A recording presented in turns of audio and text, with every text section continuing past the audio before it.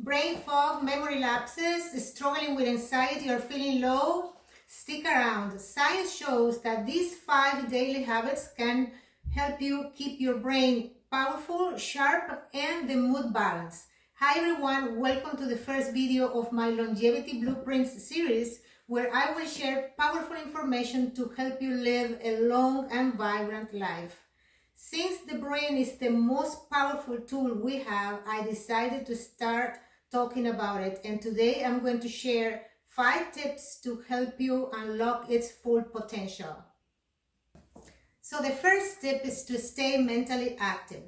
We are supposed to stay mentally active because once we stop going to the school, we might fall into a mental stagnation that can be detrimental to the brain over time. The same like the muscles. When we go to the gym and we work the muscles, the brain needs regular exercises, and we can do so by engaging in reasoning, problem solving, learning new skills, or reading. So I'm going to give you a few activities that you can do at home. The first ones are going to be like a little bit time consuming, and then I'm going to show you, or I'm going to mention a few that you can do that are like faster. So activities that you can do at home. For example, if you have the time to engage in puzzle games, you can do pattern or reasoning exercises. Reasoning or pattern exercises, if they involve math calculations, even better. You can do some reading.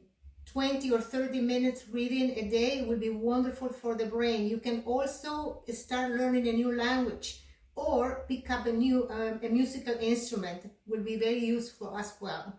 Though these activities require a little bit of time, if you don't have the time, I'm going to show you some activities that you can do that don't take much time. So for example, if you're a right-handed person, you have to comb your hair every day anyway, so try to comb your hair with your left hand, or vice versa if you are left-handed with your right hand. The point is, try to learn how to do things with your non-dominant hand. You can try to learn how to eat, how to write. You don't even have to do like me with both hands simultaneously. You can try to learn how to write a few words, your name and last name, a few words, numbers. All that will help your brain to stay active.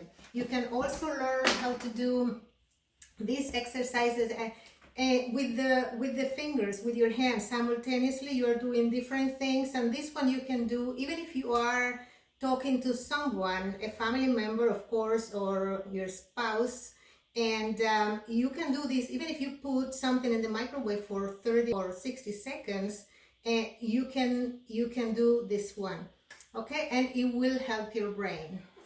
The next step is to prioritize quality sleep. Poor sleep can harm the brain's ability to repair. So we are supposed to aim for 7 to 8 hours of uninterrupted sleep, and we are supposed to create a very nice and relaxing bedtime routine. The other thing that I wanted to suggest is to avoid having foods that contain nervous system stimulants near bedtime. For example, if you are craving a hot chocolate, it's better for you to have like an herbal tea or a white tea that is very relaxing and calming, instead of having hot chocolate, a cup of coffee, or anything that contains caffeine near bedtime should be avoided, so you can have a very nice and relaxing sleep. You can also practice some meditation, or you can practice some breathing exercises. You can even pray near bedtime, and it will help you have a very relaxing and recovering sleep. So this tip is very important. They are all very important, but this one is super important. It is nourishing your brain with the proper type of food. For the proper brain function, we need foods that contain healthy fats and antioxidants. So I'm going to give you a list of foods that contain both, and then I'm going to dive deeper into the different type of omega-3s, and I'm going to explain to you which ones are the most beneficial for us. So foods that we can have for a healthy brain are salmon, mackerel, sardines, anchovies. We can have, people don't like fish, they don't want to eat fish, they can have chia seeds, flax seeds, walnuts, avocados, or take supplements, and later on I'm going to explain why. For example, you can also have foods that have antioxidants such as blackberries, all type of berries, but blackberries in particular are very good for the brain. Eggs, broccoli, turmeric, dark chocolate is very good as well. Now I'm going to explain to you the different type of omegas and going to tell you which ones are the best for us. We have 3 different type of omega-3. We have the DHA, docosahexaenoic acid, the icosapentaenoic acid, and the alpha-linoleic acid. The DHA and EPA come from the fish or algae, and the ALA comes from plants and seeds. Okay? So now, it's been demonstrated that DHA and EPA, there has been studies done with people, and they have demonstrated that people with depression, anxiety, ADHD, bipolar disorder, autism, and even suicidal thoughts have been treated with daily doses of DHA and EPA, and they have reduced the effects of those mental health conditions. These people, they were studied and they had a very low level of DHA in the body, and with a daily dose they were able to improve the mental health issues. DHA on its own, so by the way, this is a drawing that I tried to do just to show you how the brain cell looks like.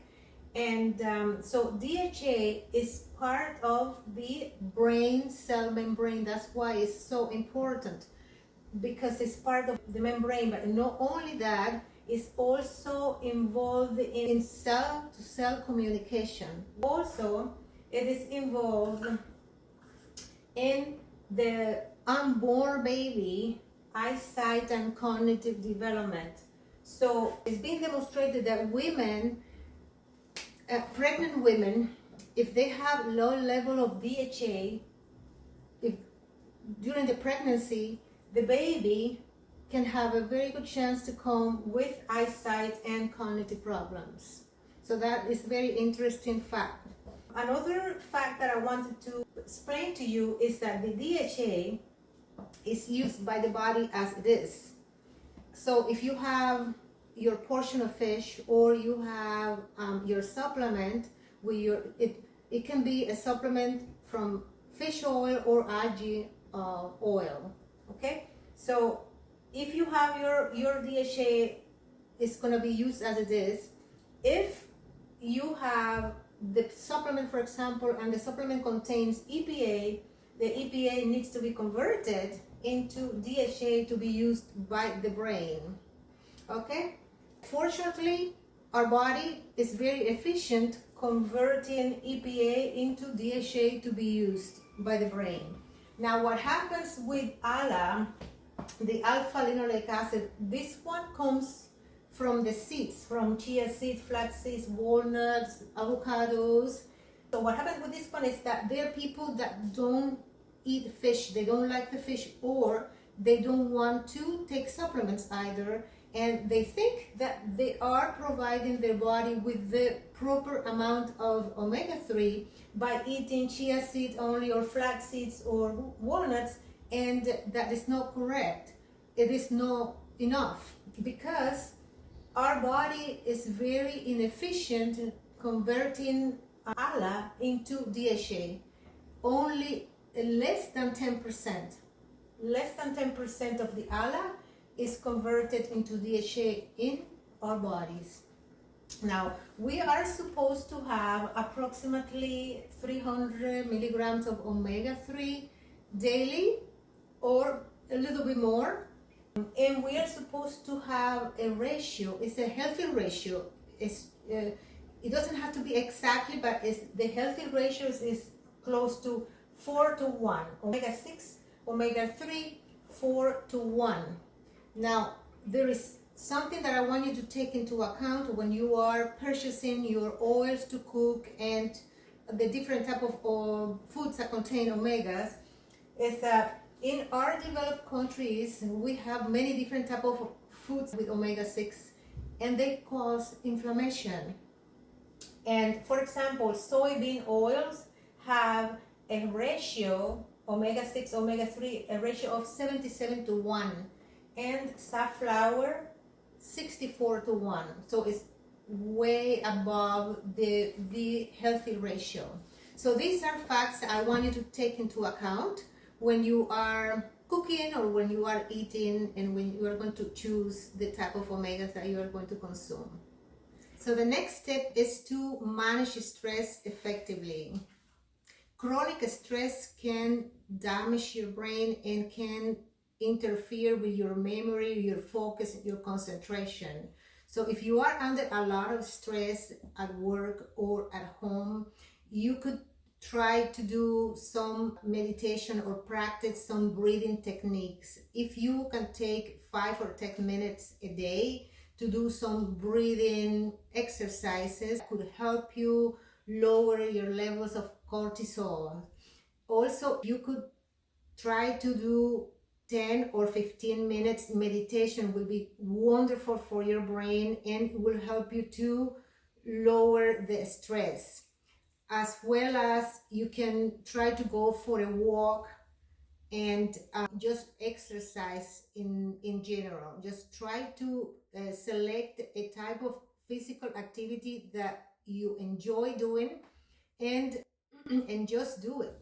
So the last step is very related to the previous one, and it's to stay physically active. When we do physical activity, we increase the blood flow to the brain, and it stimulates the synthesis of a protein that is called brain-derived neurotrophic factor, which is involved in brain cell growth and function. In addition to that, physical activity also stimulates the production of endorphins, which makes us feel happy and energized after we work out. So if you don't feel like going to the gym and doing like a hard workout, you can just go for a brisk walk outside, get some fresh air, and for 30 minutes, and that will do wonderful things for your brain and for your memory. This is it for this video. I hope you found this information useful. Please share this with any family member or friend who might need this information. And now it's your turn. Just send me a message or leave the comment. Let me know what is your favorite way to keep your brain sharp. Stay blessed, and I'll see you in the next one.